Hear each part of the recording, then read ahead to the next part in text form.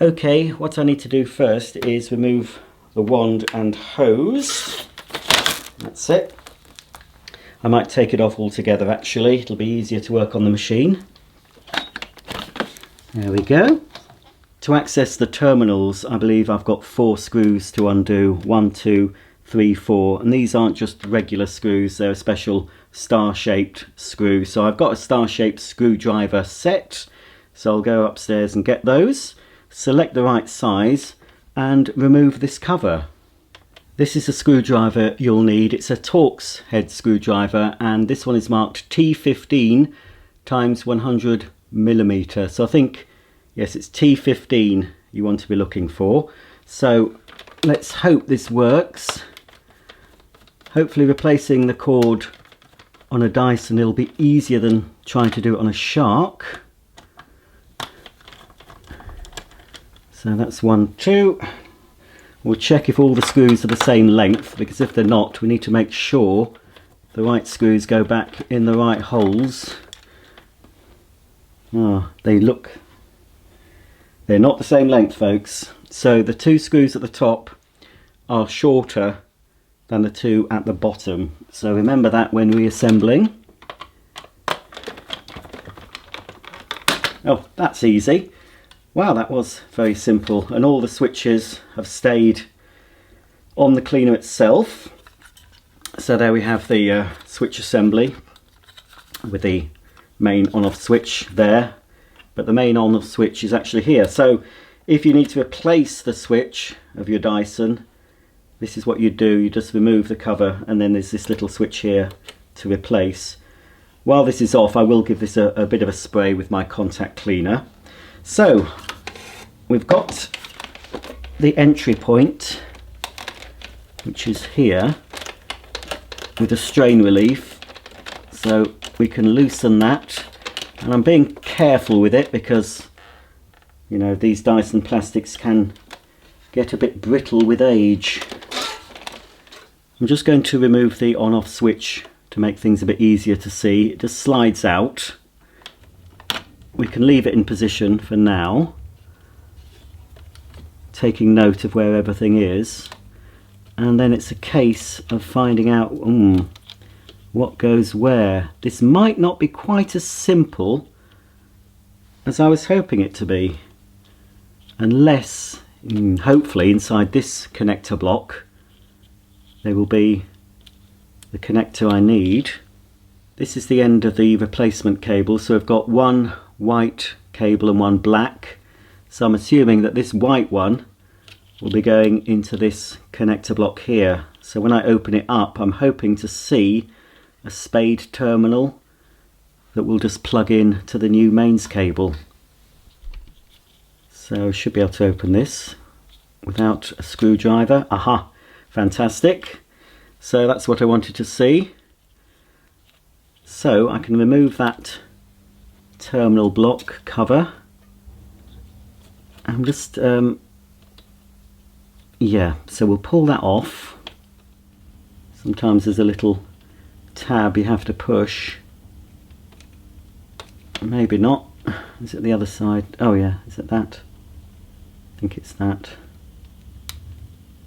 Yeah, there we go. Right, so this wants to stay in the cleaner. This part is attached to the cord. This seems pretty easy actually, he says. So one of the black cord goes to the switch. So we need to remove that from the switch. Just need to press that little tab gently. There we go, and that's released that.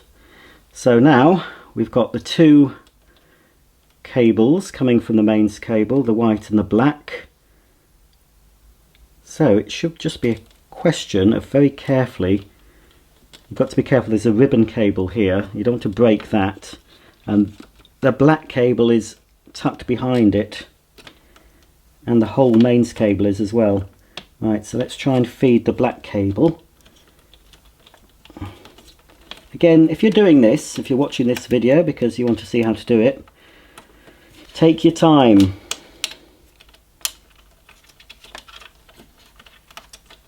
There we are. So now I've removed the damaged mains cable, I can take my genuine replacement, and looking at it, yes, it seems to be absolutely identical. I was quite lucky to get this. I did buy it a few years ago. I don't know if the genuine cables are quite as easy to get hold of these days.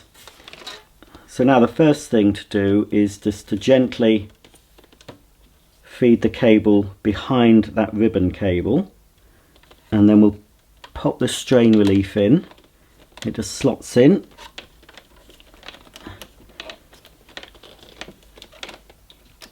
There we go, it should go in that way. That's it. Hang on, make sure it's in properly. Yep, there we go. Push it all the way home, and then we're left with the two bare wires with the connectors on. So we need to connect the two white wires back up together inside this little terminal block. So this is the question of connecting them together, pushing them together, and then popping the connector back into this little insulated box like so. It moves about, but it's clipped closed. And then actually we need to pull the cable through a little bit because it feeds through a channel here. So what I need to do is feed the outer cable through this loop at the top and push it home. Right, I'm getting a bit mixed up here. Hang on, there we go. Now this is going to take a bit to push in.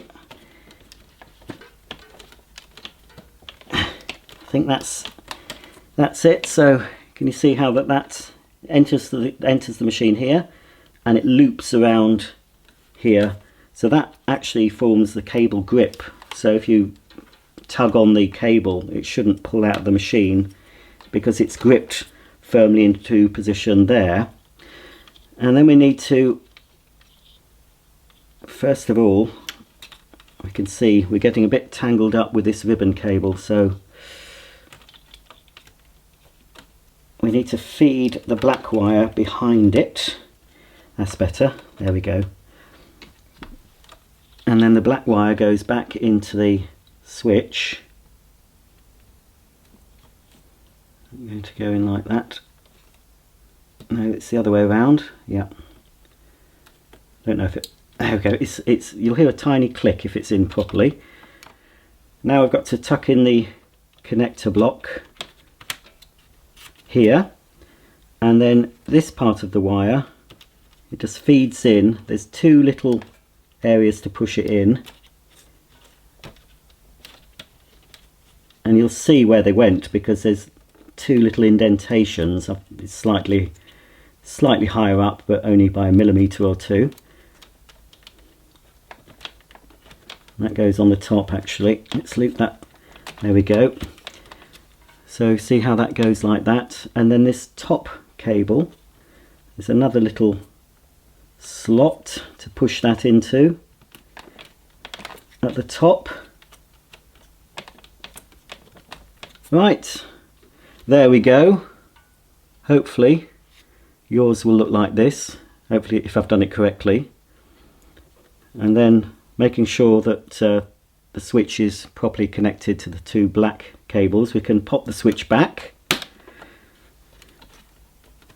and just make sure that's tucked in. We don't want anything trapped, so when we put the cover back on, we want to make sure we're not trapping any of the cables. Right, well, so far so good. That looks correct. I just need to replace the cover now. Before sliding the cover back on, just make sure that the on-off switch is properly located and double check all the wires are tucked in neatly. So we'll just slide it gently into place.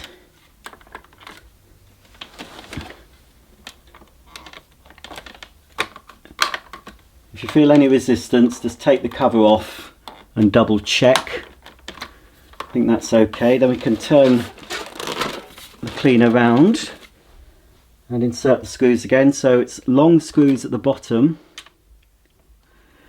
This isn't a difficult job, it just requires a specialised screwdriver which you can easily buy on Amazon, a little bit of patience.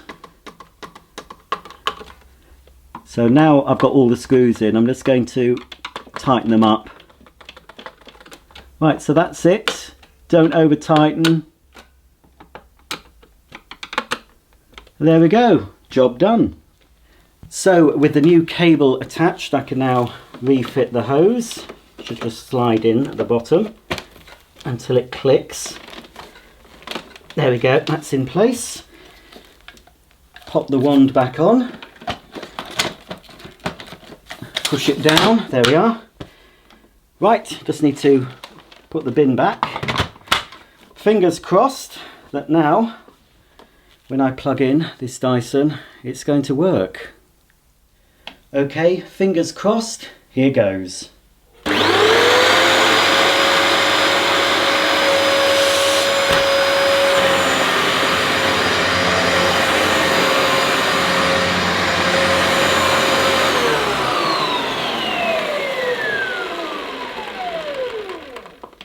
So there you go, that's how you change the mains cable on a Dyson DC28 Airmuscle upright vacuum cleaner. This procedure might work for similar Dysons, but when you remove the switch cover, you may find there's less to deal with. If you've got a simpler Dyson that just has a single switch, it'll be even easier. But hopefully this has helped to replace the Dyson cable on your machine. Don't use a cable that's broken or taped up, it's just not worth it. Get yourself a new cable, and if you have to, you'll need to buy one of these Torx screwdrivers. I'll leave an Amazon affiliated link below the video, so if you need to get one of these to service your Dyson, you can get one direct from Amazon. I hope you enjoyed this video. If it's helped you out, please give it a thumbs up, and I'll see you all very soon for the next video. Thanks for watching, and bye for now.